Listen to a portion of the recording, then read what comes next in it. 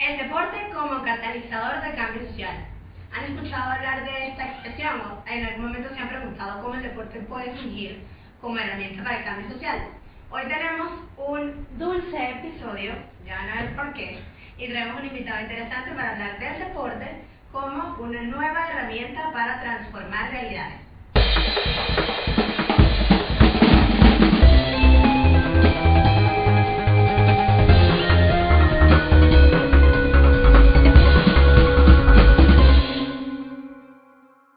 Hola, ¿cómo están? Bienvenidos a un nuevo episodio de Tactividad. Como siempre, Gaby y mi persona, María Isabel. Hoy tenemos un invitado súper especial, Héctor González, mejor conocido como Papelón, sociólogo egresado de la Universidad Católica Andrés Bello y fundador de la ONG Deportes para el Desarrollo.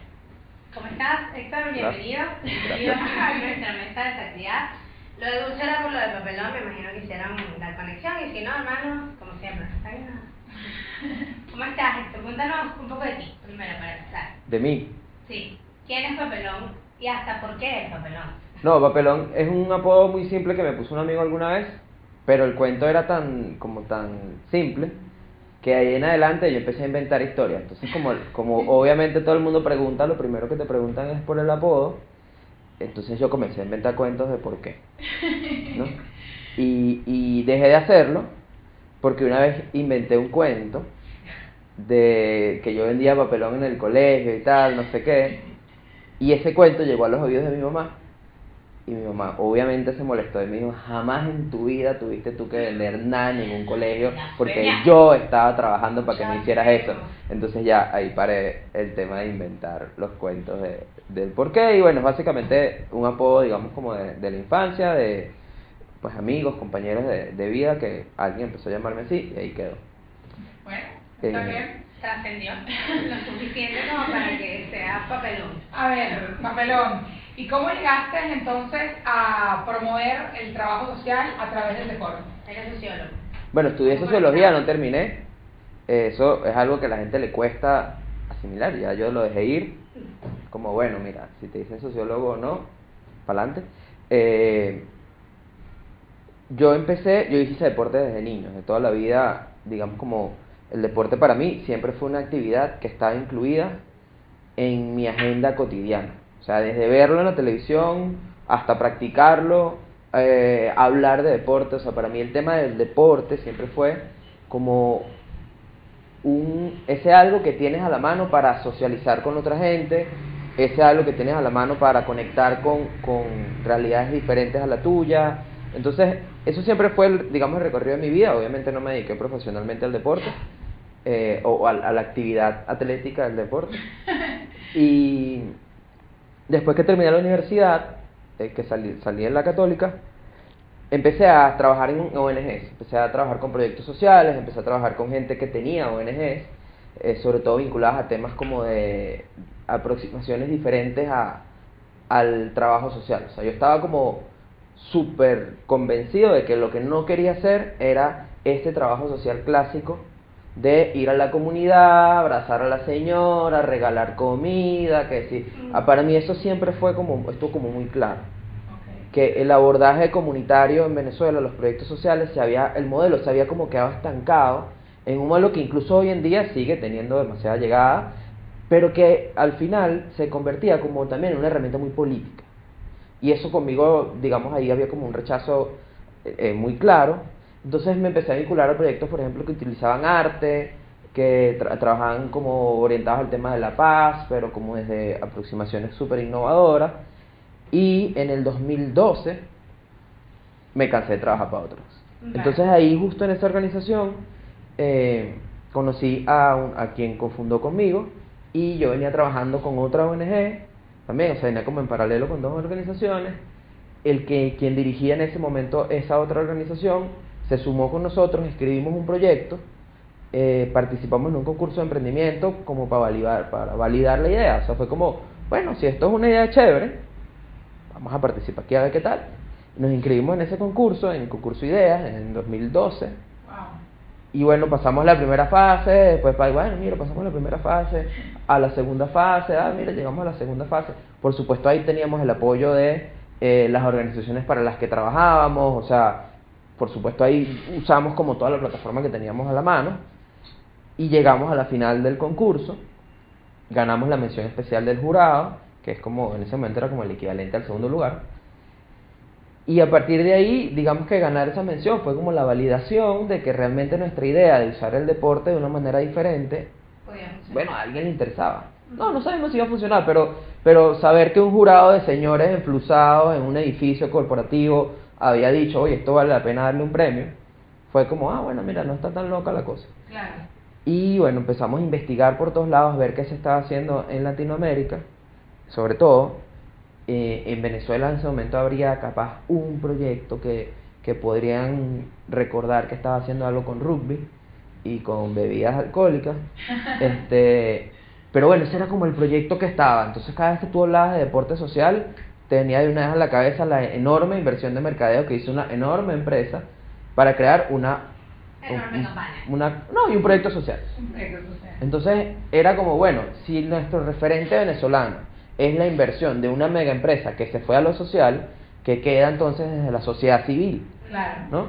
Y no había, la verdad había pocos, había uno que estaban haciendo más o menos al igual que nosotros en Petare, y con ese nos aliamos y con ese empezamos a trabajar. Hoy en día siguen trabajando, enfocados en Petare por supuesto, han crecido muchísimo, han hecho cosas bien interesantes, y bueno, nada, a partir de ahí arrancamos a trabajar, conseguimos como nuestro primer apoyo. Ese primer apoyo fue muy loco porque firmamos un proyecto con una multinacional, un banco de inversión social, y no teníamos ni RIF. O sea, no teníamos RIF, no teníamos nada. O sea, teníamos un muy buen proyecto digamos, en lo que estaba estructurado. Teníamos a los profesionales que querían encargarse de eso y de darle músculo. Y bueno, y con eso nos lanzamos a la locura de 3 años de trabajo con esta gente. En paralelo, por supuesto, tuvimos RIF, tuvimos no sé qué, oficina, etcétera. Tuvimos nuestra primera oficina, que es la que tenemos todavía hoy. O sea, fue como un proceso de crecimiento, pero fue muy loco porque tuvimos eso, como un primer contrato de un proyecto multianual, que era algo que en ese momento no era tan común. Y de inmediato fue, bueno, ustedes, tú querías, dale, quizás, vámonos, 3 años dándole. Entonces, esas primeras etapas fueron muy chéveres porque fue empezar a construir equipo, claro, empezar a consolidar el modelo, porque si bien teníamos como una parte metodológica inicial, obviamente faltaba validarlo, o sea, faltaba que hiciera sentido, y después comenzar a darte cuenta de que realmente eso podía generar algo. Sí.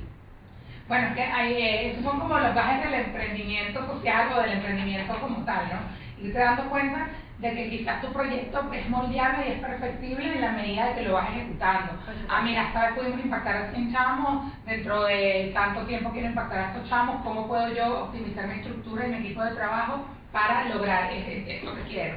Al final es cómo pasar de la idea a lo funcional, a que funcione y que se mantenga. Hay algo que nosotros hicimos como casi una decisión fundacional, y fue no trabajar como veníamos trabajando en otras ONGs.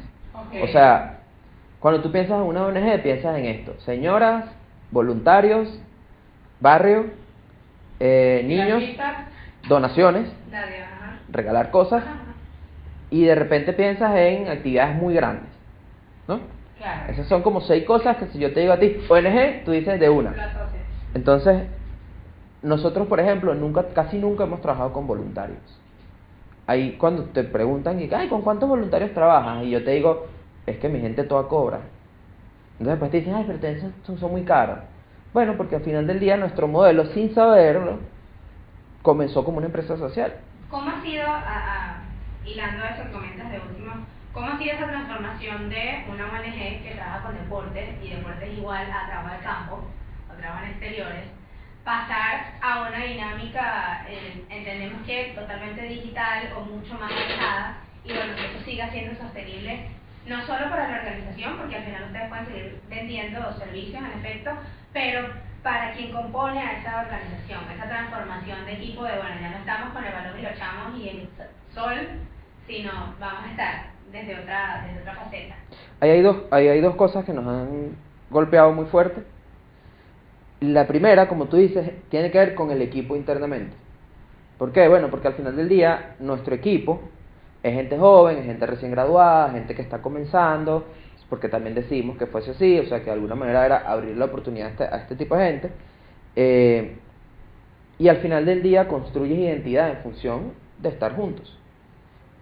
Y obviamente, o sea, imagínate, nosotros en alguna época, yo siempre lo decía a modo de broma, pero al final era así, éramos casi una banda de rock. O sea, era una cosa, llegar a Caracas, una semana en Caracas, recoger la maleta, una semana en Valencia, venir a Caracas 2-3 días, hacer la maleta otra vez, volver. O sea, yo la maleta en una época yo no la cerraba. O sea, era como abrir la maleta, cambiaba y vámonos, y otra vez. Y eso crea un vínculo muy fuerte entre las personas. Claro. Y pasa lo mismo cuando estás en una experiencia en el campo deportivo. O sea, hay muchísima comunicación, hay interacción, o sea, es chévere o hemos intentado que sea así, es chévere trabajar con nosotros, digamos. No, y la humildad y el ego también es bien chévere. les puedes preguntar a la gente y probablemente te dirán 1000 otras cosas negativas como todo, pero al final del día, porque no tiene que ver con nosotros, tiene que ver con la experiencia. Claro. Y eso es como lo valioso. O sea, no es, nosotros, no, es que cuando estás ahí, las condiciones en sí mismas te cambian la dinámica y hace que fluya. Por mucho estrés al que estés sometido, el sol, no sé qué, las 1001 cosas de trabajar en comunidad, que siempre es una locura. O sea, por mucho que estás ahí, cuando termina la jornada, la sensación que te da es como de que ganaste el juego. Claro. Entonces, a eso me refiero con que es chévere trabajar en lo que nosotros hacemos. Fue pasar obligado a una dinámica digital que cambia la interacción y la verdad es que no nos ha ido tan bien. O sea, yo quisiera ver este video dentro de muchos años y decir que ya cambió esa realidad, pero en este punto no nos ha ido tan bien, nos ha costado muchísimo porque la experiencia en campo es casi insustituible. Claro. Y por otro lado, o sea, eso es como interno, ¿no? Cómo mantener al equipo rodando, no nos ha ido tan bien, el equipo ha disminuido, eso obviamente tiene que ver también con decisiones económicas, es que no son fáciles de tomar. Y por otro lado, la experiencia del usuario, si lo quieres poner como un nombre un poco más técnico, también cambia, porque de nuevo tienes un grupo de gente cuyo medio es una pelota, en una comunidad o una cancha, donde sea, y ya no es, o sea, la sensación que te da hacer deporte y aprender a través de lo que estás haciendo es muy difícil llevarlo a una silla con una computadora frente. Por mucho que investigamos, innovamos, o sea, el último programa que hicimos, que ahorita viene otro, pero el último que rodamos tenía 1000 cosas, o sea, tenía todas las herramientas que nosotros comenzamos a ver que se estaban usando y las adaptamos y eran por lo menos 3 canales de trabajo, o sea, hicimos un esfuerzo importante de tiempo y de conocimiento en mover el modelo y la verdad es que no nos ha ido tan bien, porque además pasó algo, que es que en paralelo el país comenzó a flexibilizar. Entonces ya, era un programa dedicado a chamas, entonces las chamas te decían, no, tengo práctica. Y era como, wow, claro, yo no le voy a decir a ella, no vayas a lo que realmente es y quédate aquí en la computadora, porque además era eso, lo asocias con el colegio, y ya por ahí perdiste. O sea, nosotros trabajamos, y eso siempre es como un chiste ahí interno, de que nuestro beneficiario es la gente para la cual educación física era la mejor materia del colegio. Y a lo mejor hay gente que te dice, para mí era la mejor porque no hacía nada y me sentaba ahí y ya tripeaba ahí sentado. Hay otros que te dicen, para mí era la mejor, por eso me dedico al deporte. Ese es nuestro beneficiario, desde el entrenador hasta el chamo que está ahí. Entonces, esos dos desafíos han sido particularmente difíciles, ha sido bien complicado replicar la experiencia deportiva frente a una pantalla. Y lo bueno es que no es una experiencia solo nuestra. Nosotros hemos participado ya en 2 o 3 espacios internacionales para hablar del tema y aparentemente es la dificultad que están teniendo todos a nivel global. Por supuesto ya hay países que ya han ido flexibilizando y saliendo a la calle otra vez, entonces las ONG han vuelto a trabajar en lo que estaban haciendo, pero las que están todavía en países que todavía no han pasado la etapa y no han vuelto a lo que ahora es lo normal. Sí, que yo creo que esa ya no existe, pero bueno, todavía hay esa brecha. Entonces, yo creo que nos tocó muy difícil, nos tocó una etapa muy loca de cambios apurados, no planificados. Sobrevivimos, pero quedaron unas cuantas marcas. Entonces es muy adaptado a la realidad latinoamericana, eso es bueno. ¿Y hay más organizaciones en Latinoamérica que estén haciendo lo que ustedes? Sí y no. O sea, sí hay, obviamente hay un montón. Colombia nos lleva por lo menos 10 años en el tema deportivo en general, desde la política pública hasta la política social, incluso las decisiones privadas. O sea, en ese sentido Colombia ha dado unos pasos bien interesantes porque hicieron algo que, bueno, a veces da dolor pensar que es tan sencillo y tan difícil, que es que entendieron que tenían que tener continuidad. Entonces pensaron planes a 10 años. Claro.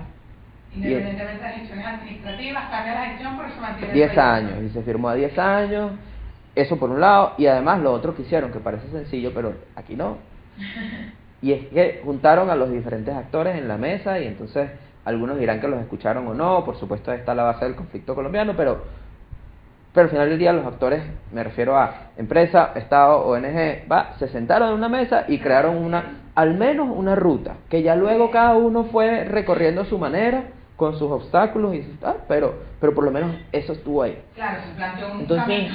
sí, y capaz no es el mejor posible, de nuevo, es muy latinoamericano, muy de realidades y contextos que siempre tienen debajo la lucha social como un nivel muy raro, pero al final del día tienen algo, y ese algo se ha mantenido. Entonces, por ejemplo, Colombia tiene muchas ONG dedicadas a este tema. ¿Por qué te decía que sí y no? Porque nuestro foco está en el entrenador deportivo y no en el niño. A ver, el niño es el beneficiario final, pero nuestro beneficiario inicial es el entrenador deportivo. Tu público objetivo es el entrenador deportivo. Sí, y es al que queremos generar impacto directo. Okay. El impacto indirecto en segundo nivel es lo que genera el entrenador hacia los niños, replicando lo que nosotros técnicamente le enseñamos. Porque es un modelo que para nosotros es mucho más eficiente. Porque cuando tú vas a una comunidad y tienes, no sé, un proyecto social que alimenta 5.000 niños al día. ¡Oh, qué increíble! Buenísimo.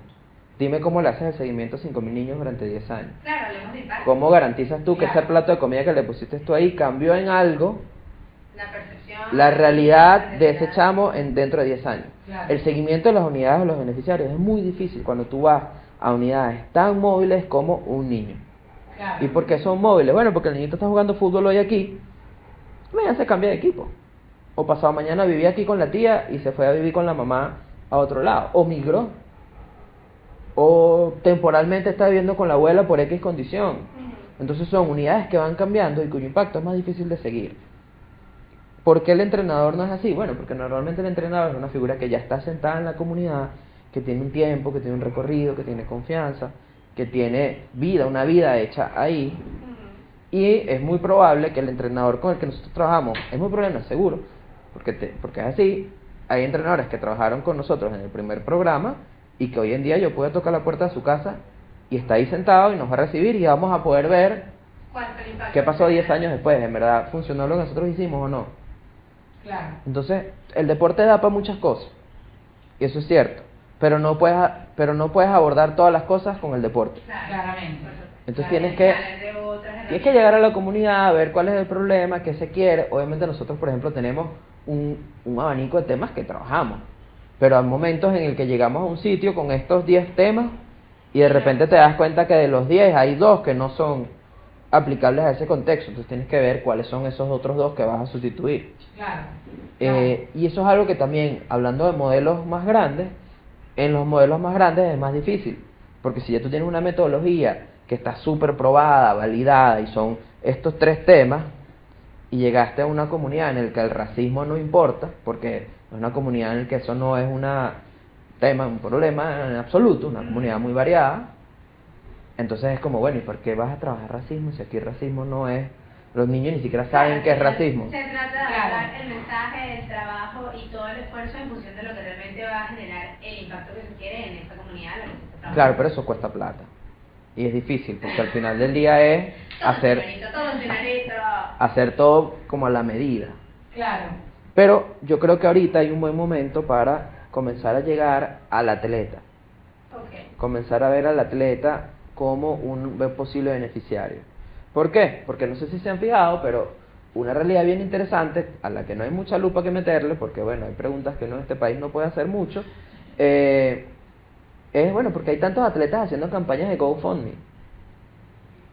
Y ayúdame a llegar a las Olimpiadas, y es como, Tú revisas GoFundMe, porque además hice ese trabajo, y te das cuenta de que las campañas que tienen el tema deportivo, en su mayoría son para el desarrollo de algo nuevo, para ayudar a alguien que hacía deporte no profesional o semiprofesional y tuvo un accidente o tiene una realidad difícil que abordar o lo que sea, y las únicas campañas que de alguna manera se conectan entre comillas con lo positivo son los atletas venezolanos buscando plata para ir a las Olimpiadas.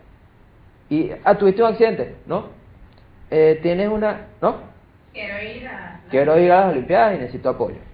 Wow. Entonces, cuando haces el zoom ahí, te habla de una realidad bien compleja en la que la distribución de apoyo y de recursos, no solo económicos, sino en general, no está bien, y entonces te pone a gente joven en una situación muy vulnerable. Porque algo que la gente no entiende, porque no tienes por qué entenderlo, es que cuando tú te dedicas a hacer un deporte profesionalmente, o lo quieres intentar, eso es tu apuesta laboral y de vida. Sí, por supuesto. Entonces tienes un chamo que está desde los 13 años, 2 veces al día, metido en un sitio entrenando, que probablemente a los 16 tuvo que dejar el colegio, porque los entrenamientos y los viajes y las prácticas y las competencias no le daban tiempo para seguir estudiando, y que hoy en día tiene 21 años, está a su máximo nivel de rendimiento, pero No se puede retener porque no tiene los recursos. no es ni bachiller. Claro, dar esa otra... Entonces, no clasificaste. No clasificaste. Gracias por eso, vaya de que resuelve. Sí, entonces te dedicaste al deporte, no puedes implementar el deporte como estilo de vida a nivel profesional y adicional, tampoco pudiste hacer algo. abocarte a la educación. Claro, tú no tuviste un plan B, No porque tuviste para un poder plan B. lograr el plan A tuviste que dejar todos los billetes metidos ahí. Claro. Incluso en la familia. O sea, tu familia quería que fueses pelotero y dejaron de comer una semana para comprarle el guante, dejaron de no sé qué para no sé cuánto. Probaste a los 14, 15 años en una academia, no te firmó nadie, perdiste 2 años de escolaridad en una situación de extrema pobreza, no tuviste ningún tipo de reconocimiento, volviste a tu entorno en el que probablemente era muy violento, pasaste de ser el pelotero en la comunidad a ser el pelotero fracasado, lo cual te pone en una situación de tremenda vulnerabilidad en el entorno, y entonces vas a tratar de estudiar un parasistema, probablemente, en el mejor de los casos, o vas a buscar algún oficio que no requiera tecnificación. Claro, al final, fracasar. Sí, no, y ahí lo más triste es que se pierde el talento, ¿no? El talento que luego debería ir a representarnos en las Olimpiadas y que debería poner el nombre de Venezuela en alto. A ver, el deporte es una forma medio fuerte de decirlo, pero la tasa de mortalidad, no de la gente que se muere, sino de los que no lo logran, es altísima. O sea, para sacar un pelotero tiene que haber por lo menos 15, 20 mil personas intentándolo. Claro. Y esa es la lógica incluso con la cual nosotros arrancamos. Bueno, chévere, tienes un Miguel Cabrera. ¿Cuánta gente trató de ser Miguel Cabrera y no lo logró? Probablemente miles. Claro. ¿Y qué aprendieron esos miles en este recorrido?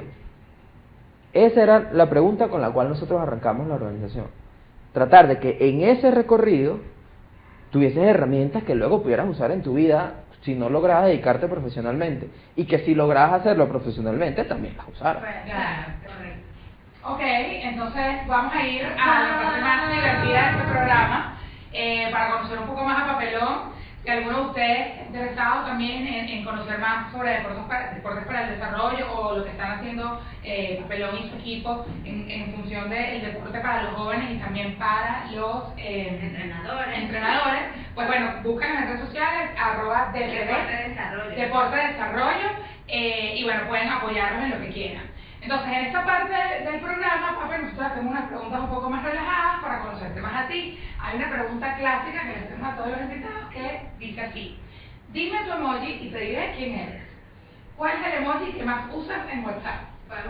En esta época, no, sin duda ya sé cuál es. En esta época es este muñequito que es medio nuevo, que es un muñequito que está con la carita sonriendo pero tiene una lágrima aquí. Es como, ¿cómo está la cosa por allá en Venezuela? ¿Cómo te ha ido con el COVID? Ese es en este tiempo, ese es el que más uso. En una época era el de la carita feliz pero volteada. Esos dos. Que se tenga como un espacio. Que dice todo y no dice nada y es una respuesta, es la respuesta para todo. Polar, ok. Pues me lo hagan contigo polar. ¿Cuál es la red social que más te gusta y por qué? Polar. En esta época era el de la carita feliz pero volteada. Que dice todo y no dice nada y es una respuesta, es la respuesta para todo. ¿Cuál es la red social que más te gusta y por qué? Ahorita, increíblemente, aunque estoy lejos de ser esa población, me gusta burda TikTok. Porque descubrí una manera de hacer aburrido TikTok. ¿Cómo? Bueno, porque hay o sea, a ver, en TikTok hay un universo. Sí. De coreografías Y hay miles de coreografías con gente con poca ropa bailando, pero también hay, por ejemplo, a mí me gusta mucho el tema de Marvel, no sé qué y tal, hay miles de gente que entonces ves la serie hoy y mañana tienes 3 tipos analizándolo en TikTok, no sé qué. Entonces, por ahí creo que hay un contenido que a mí me gusta, y luego hay contenido científico de gente que se ha dedicado a resumir, por ejemplo, qué pasaría si un meteorito cae en la Tierra. Entonces, Es más ¿sabes? Hay como, sigo pura gente adulta. Te creo tu propia comunidad. Entonces me di cuenta que gasto un montón de tiempo en TikTok también, porque TikTok está ajeno a la problemática venezolana, Sí. Y te muestra. casi ajeno. Entonces, a ver, si yo quisiera enterarme de la realidad venezolana, abro mi grupo de WhatsApp de mi familia, de mi gente, y ya está ahí. O sea, no tienes nada que buscar. TikTok es entretenimiento. TikTok es ahorita entretenimiento de estado puro, y además el algoritmo está tan bien pensado que no tienes ni que buscas 2 y ya el bicho sabe para dónde va. Sí. Entonces, no es gente bailando, me salen muchas cosas de deportes también, porque el contenido deportivo es tremendamente mercadeable en TikTok. Entonces, por ejemplo, te sale, no sé, la página de las grandes ligas de béisbol, y salen las mejores jugadas de la semana que no tienes tiempo de ver, Claro. y están ahí. Están resumidas. O la NBA, entonces tienes los mejores, no sé, las mejores 3 cosas, ¿sabes? Entonces, hoy en día TikTok me ocupa una parte importante de tiempo. Muy bien, muy bien, muy bien. Hablo de una red social diferente. Ok, un libro, película o podcast que recomiendes. Un libro, película o podcast. Mi película favorita, sin duda alguna, es Forrest Gump. Bien, clásico, no pasa nada. No pasa nada. Y además lo que a mí me encanta de Forrest Gump es este argumento de que un idiota puede cambiar la historia de un país. Buena película. Y bueno, a ver, nosotros tenemos Si no ahí la han visto, como... tampoco saben nada, véanla. Bueno, si no has visto Forrest Clásico, Gump, clásico. te agradezco. Cine. Hay un podcast bien chévere, raro, pero muy chévere, que es un podcast que tiene Obama Ok. con un músico que además es un tipo, capaz no lo, se me acaba de ir el nombre de este brother, pero es Obama y creo que es Te Bruce, vamos a recomendar. creo que es Creo Bruce que lo Springsteen o algún tipo de estos como músico gringo clásico, y son ellos dos hablando de temas. Es muy chévere, está en Spotify, es muy bueno. Creo que es ver a una figura política tan pesada como Obama relajado hablando con un pana. Sí. Que obviamente Obama no es relajado en absoluto, o sea, efectivamente hay momentos en que se pone muy seria la conversa, pero además creo que es eso, es como un contenido muy chévere. Y luego hay un podcast, que no sé si llamarlo podcast, que es un canal de YouTube, que creo que va a morir pronto, ya lo anunció, porque se puso bravo con YouTube y sacó, pero El Chombo. El Chombo. Ajá, Gabriela me estaba comentando sobre El el Chombo. chombo. Un amigo mío me dijo, ¿has escuchado a esta gente? Y yo dije, no, ¿quién es esta gente? El Chombo es el tipo que, entre otros éxitos, hizo El Gato Volador. Ok. Bueno, Los hay- cuentos de la cripta. Espera. Ese es el Chombo. Pero resulta que el Chombo, después de los cuentos de la cripta, o durante o antes, lo que sea, el tipo es un productor musical de altísimo nivel, Ok. un conocedor de música increíble, o sea, que sabe muchísimo, es como una autoridad en el género urbano, pero además se atreve a hablar de otros temas. Entonces, y es una voz de locutor increíble. Son episodios cortos en YouTube. Hace una semana, además súper interesante, sacó un clip diciendo: me llegó este correo de YouTube diciendo que cambiaron las políticas y que ahora YouTube va a monetizar, no importa si tú estás monetizando o no, ellos igual van a monetizar. Y el bicho dijo: a mí no me parece eso, y ya probablemente no va a haber más Chombo en YouTube, pero bueno, ese también en particular me parece que Veanlo está muy rapidito. cool. Ok. No, van a estar ahí, pero no va a haber episodios nuevos. Entonces, bueno, para cerrar diríamos que Papelón nos recomienda ver Forrest Gump y Uno el yo chombo. creo que es el del Chombo. Y el libro no los deja. El libro, anotados por ahí. se los puedo dejar por ahí, pero hay una escritora que me gusta full, que se llama Laura Restrepo. Ok. Es colombiana, lamentablemente o no, es una tipa que estuvo medio coqueteando con tendencias políticas que no son la mía, pero más allá de eso, los libros son muy chéveres. La novela que hace es una novela latinoamericana muy cool, que te relata realidades muy duras, pero te envuelve y te quedas metido ahí y no te das cuenta, y te bajaste el libro en 2 sentadas, una sentada, en donde sea, creo que Laura tiene ha ganado un montón de premios, tipa súper reconocida. Hay uno que se llama Delirio, que para mí es una obra de arte, porque te relata un episodio que puede ser más cotidiano de lo que uno cree, y te lo relata en el caos que realmente significa estar con una persona que tiene una enfermedad mental y tú no lo sabes. Wow. Entonces, o sí lo sabes, pero estás tratando de descifrar qué pasó. Se parece un poco a la película, la última de Anthony Hopkins, que creo que también te pone como en estrés y es buenísima. Entonces, The Father, y creo que va por ahí. Ya. Bueno, nada, un cierre bastante, digamos, nutrido.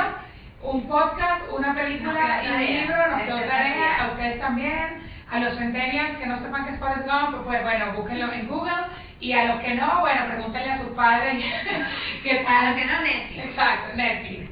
A los que no, siéntense a verla con sus papás, que probablemente son los que la están viendo.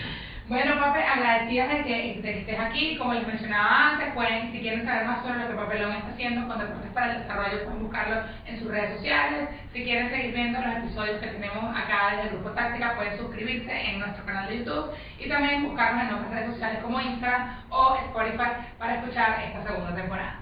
Nos vemos en una próxima entrega. Chao.